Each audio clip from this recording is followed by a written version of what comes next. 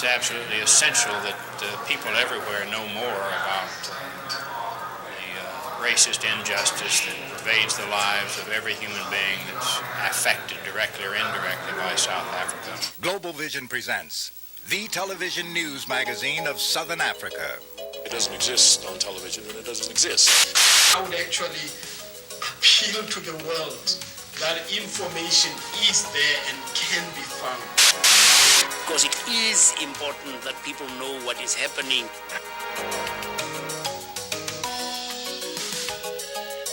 This week, South Africa Now presents these stories.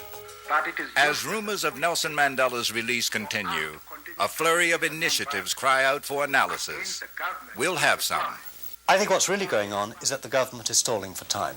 The religious right and South Africa. An updated investigative report looks at an unholy alliance. I think South Africa is a great nation, and I think P.W. Botha is a very great president. Sometimes I just go nuts like now. Lethal Weapon 2. It's the biggest movie in America, and the South Africans are the bad guys. We'll have a report. Hey, sorry, Adolf. All of these stories and more this week on South Africa Now with Fana, Kekana and Carolyn Craven. Dumelang. Fallout continues from the meeting between imprisoned African National Congress leader Nelson Mandela and South African President P.W. Botha. There's speculation this could lead to Mandela's release and to negotiations. Behind the events are internal and external pressures that could be moving Pretoria toward the bargaining table. Stuart Sender has a background report. South African television played it big, announcing that Mandela's meeting with Botha could lead to negotiations, and set the stage for Mandela's release from this South African prison farm. Many people feel in an unprecedented move, the South African government issued Mandela's statement to the press. Mandela said his views do not deviate, quote, from the position I have taken over the past 28 years, namely that dialogue with the mass democratic movement, and in particular with the African National Congress, is the only way of ending violence and bringing peace to our country. Why is this happening? Recently, there's been external pressure on Pretoria to release Mandela, from British Prime Minister Margaret Thatcher and from the United States. Political analyst Tom Lodge offers his view. I think that releasing Mandela would, for the Americans and the British, both of them conservative administrations, both of them on the whole predisposed to take a fairly conciliatory line towards South Africa, this might give them the ammunition they need to hold off any attempts to impose further sanctions or any other restrictive measures on South Africa. With P.W. Botha meeting Mandela and F.W. de Klerk due in Washington, the South African government says significant change is on the way. A South African embassy spokesperson declined to appear on camera, but pointed to recent statements like this one from de Klerk as proof that reform is imminent. The National Party intends to create a new South Africa in which every South African can live in safety, prosperity and dignity as an individual and within a group. But in New York, the African National Congress representative to the United Nations said he's skeptical. There's been considerable attempt on the part of the South African government to clean up its image in order to lessen the kinds of pressures that it is receiving from particularly the international community. This has been done quite cleverly with the projection of de Klerk as some kind of reformer. I think what's really going on is that the government is stalling for time. And I think that's going to be its strategy for as long as it's able. It's going to hold out for the survival of something resembling the status quo as long as possible. Inside South Africa, there's another dimension: economic pressures that the white government can no longer afford to ignore. David Hauk monitors the South African economy. The South African government is very aware that they've got a demographic time bomb on their hands. They have a black population that's growing very quickly. They have a very large group of unemployed blacks, which is growing even more quickly. And they have to do something in that country to deal with creating employment, creating jobs, and with opening up the economy, expanding the economy and opening it up to black South Africans. Because if they don't do it, they recognize that, forget about apartheid, they just will not be able to run that country. There's no doubt that there is motion on the South African issue, as each day seems to bring new developments.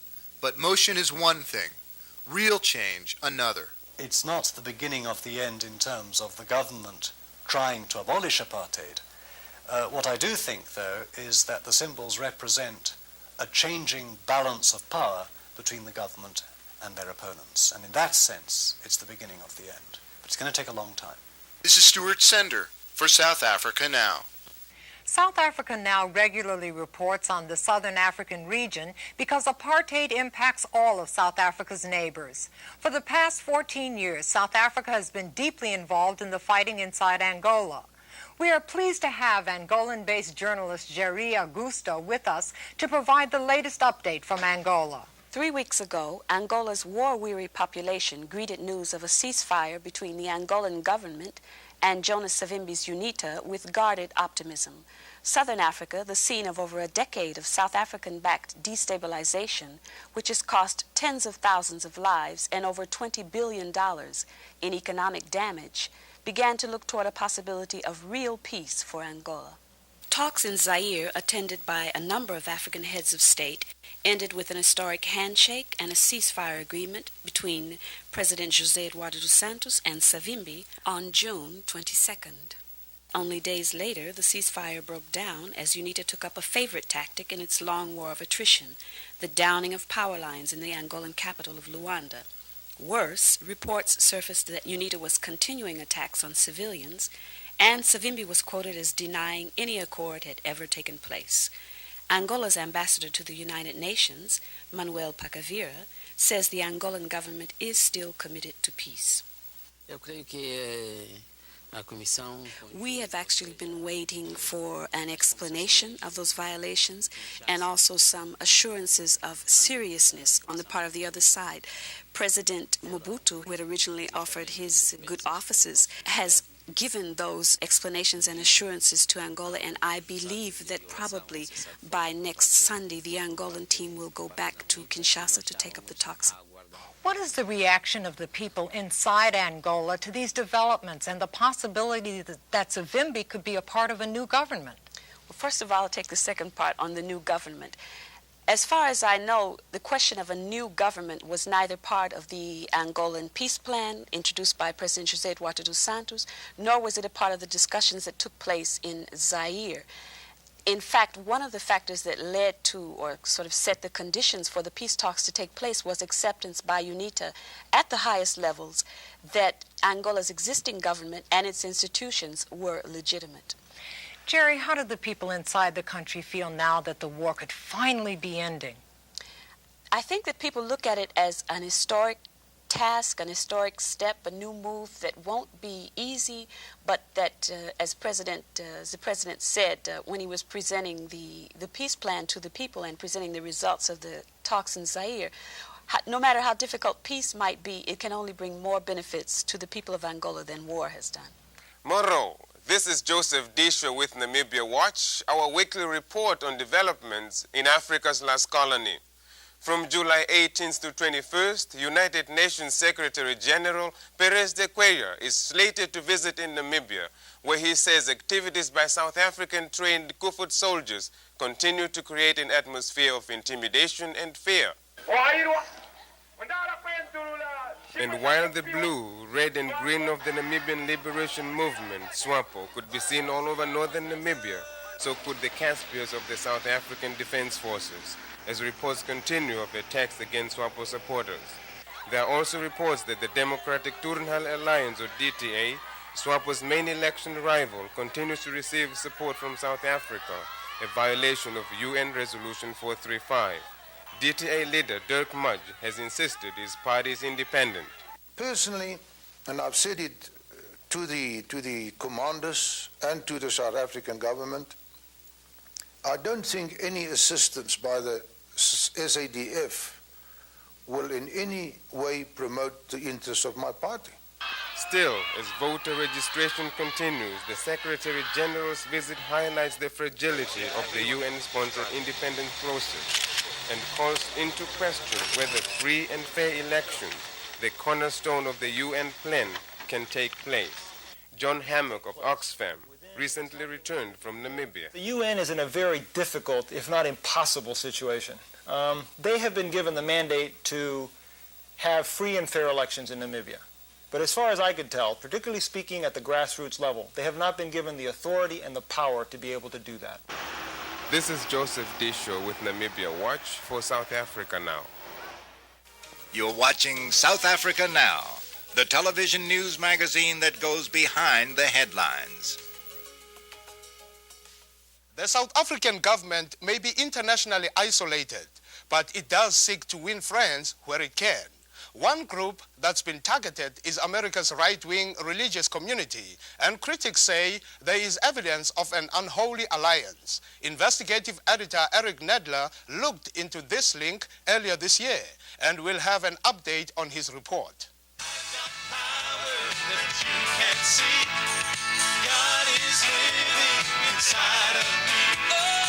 They were singing the Lord's praises.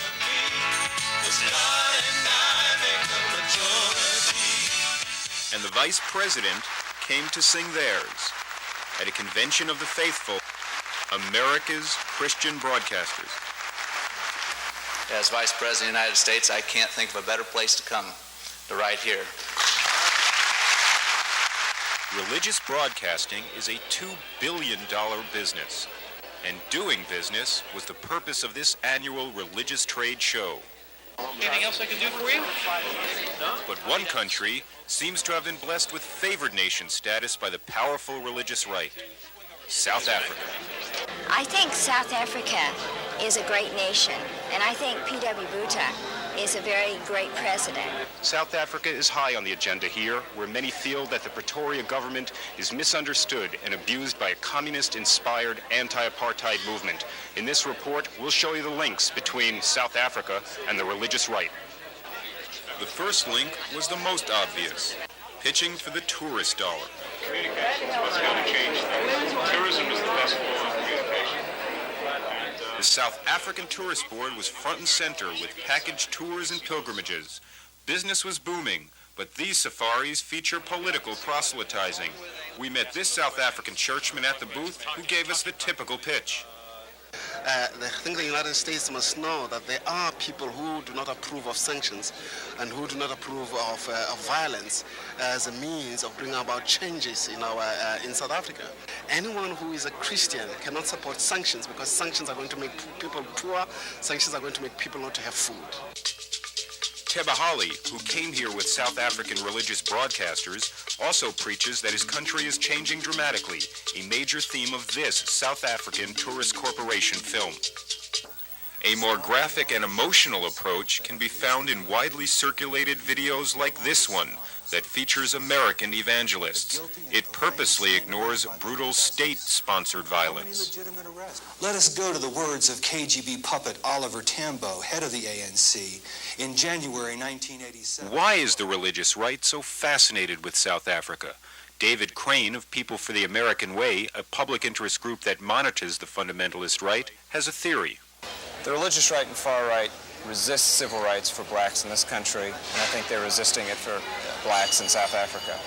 And secondly, the religious right sees a communist or Marxist behind every tree, and in this case, I think they're claiming that if this government, the current government, falls, that it will fall into Marxist hands or communist hands. The South African government encourages visits by religious broadcasters, like Pat Robertson, who spent a week broadcasting live from South Africa last fall. Next, from South Africa, a week wasn't enough, so for one more special day, the excitement continues. Join Pat Robertson as he speaks from his heart to the people of South Africa. Robertson's Christian Broadcasting Network is not just doing missionary work. It is marketing a product with a political message. Here's one of his salesmen, Paul Wirtz. I think Pat believes, from what I've heard him say, that it's a very strategic part of the world in terms of minerals and strategic in many ways, economically as well as politically, and he feels that there needs to be at least some presence of CBN there. Robertson's not alone. Jerry Falwell, here debating Jesse Jackson on Nightline, pitched Krugerrands in a propaganda offensive following a trip to South Africa. Blacks killing blacks by putting a kerosene-soaked inner tube around someone's neck and burning them alive? Is this South Africa is a passionate issue for the religious right. That was evident during a live broadcast of a Christian talk show at the convention. Author Mark Mathabane, a critic of the South African government, was jeered and attacked. Reasonable thinking people underneath an unreasonable society. Who can talk of reason in an unreasonable society? Pretoria's troops have encouraged South African evangelists, whose flocks have tripled in a decade. Oklahoma-trained Reverend Ray McCauley heads the largest born-again congregation in his country. We've found in South Africa, when you're fearful of the future, there's a lot of circumstances that are pulling you from all sides.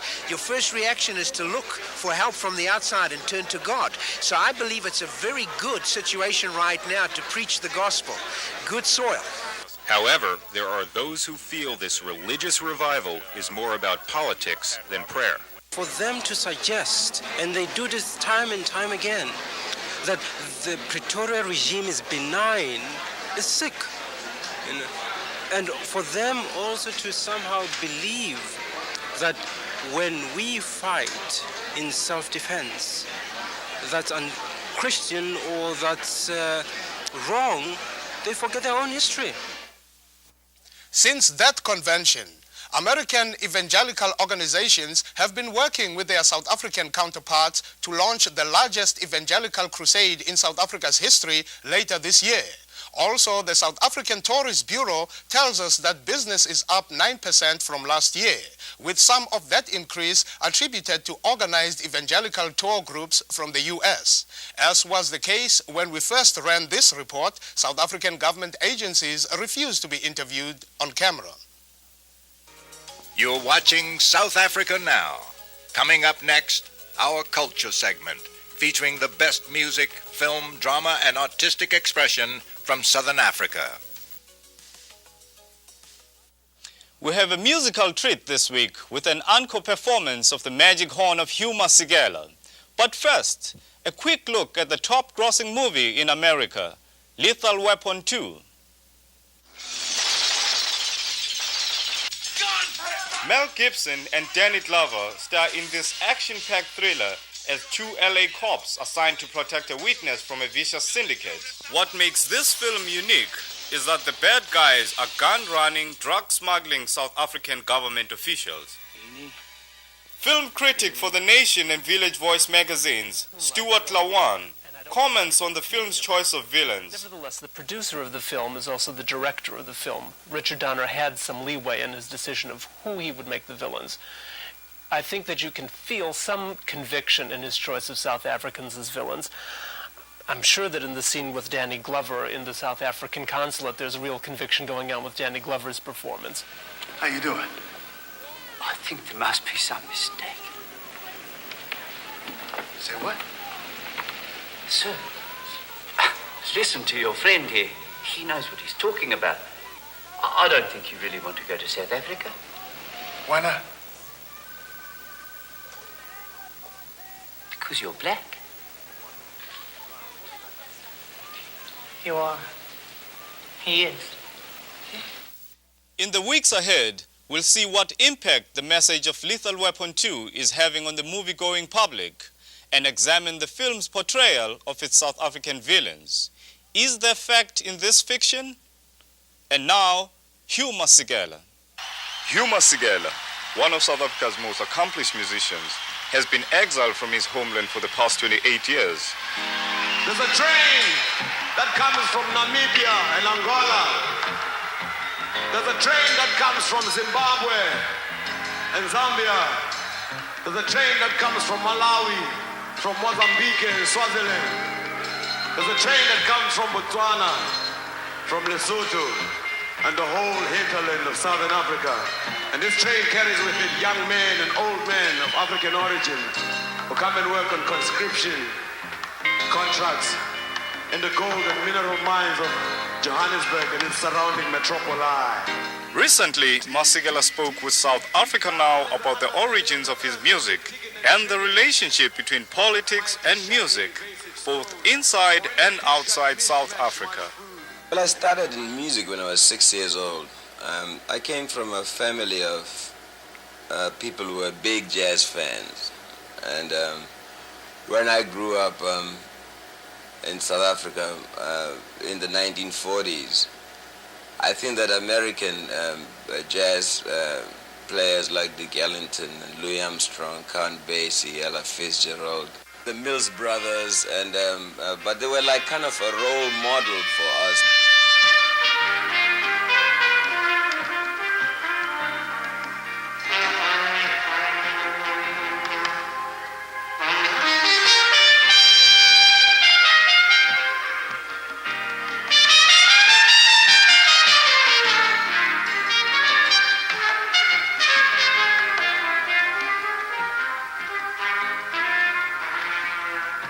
South Africa has always been a very musical country. So it would be natural, I think, that under the oppressive situation, if somebody came from, the music business that is there today, and he came overseas, you would always have to reflect on what's happening at home. And any songs from South Africa that are traditional always describe the plight and the condition of the people.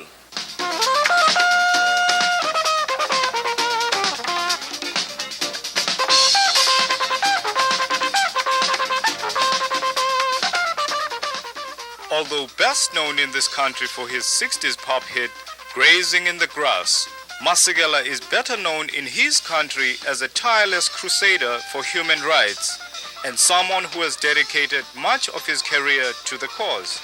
Recently, for example, Masekela performed at an awards dinner honoring Zimbabwe's President Robert Mugabe for his work in combating world hunger. Masekela appeared with another South African exile, his ex-wife, Miriam Makeba.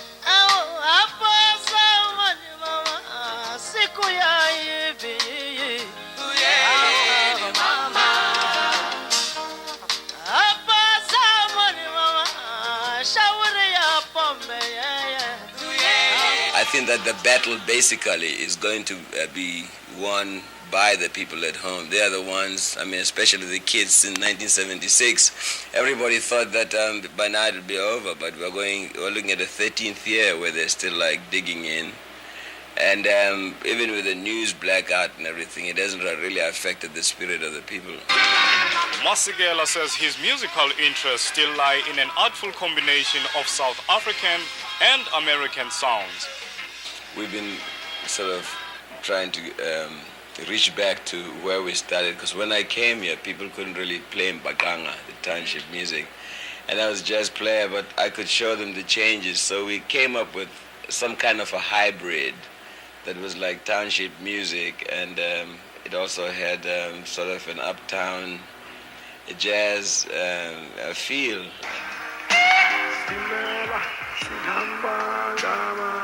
And politically, as always, Masekela's heart and soul remain rooted in the land he left 28 years ago.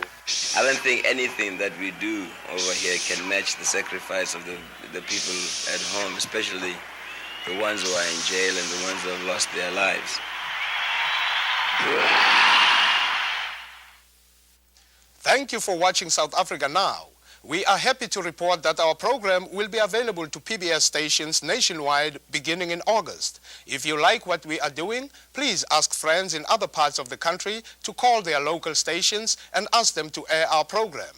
For a free resource list on the issues we cover, or to purchase a transcript, send a self-addressed stamped envelope to South Africa Now, Post Office Box 1907, Canal Street Station, New York, New York 10013. Transcripts are $3. Ask for show 311. South Africa Now is produced by Global Vision on a non-profit basis in association with the Africa Fund. July 18th is Nelson Mandela's 71st birthday. We'll close with a selection from the concert that was seen worldwide a year ago, honoring him. Was the land without fear?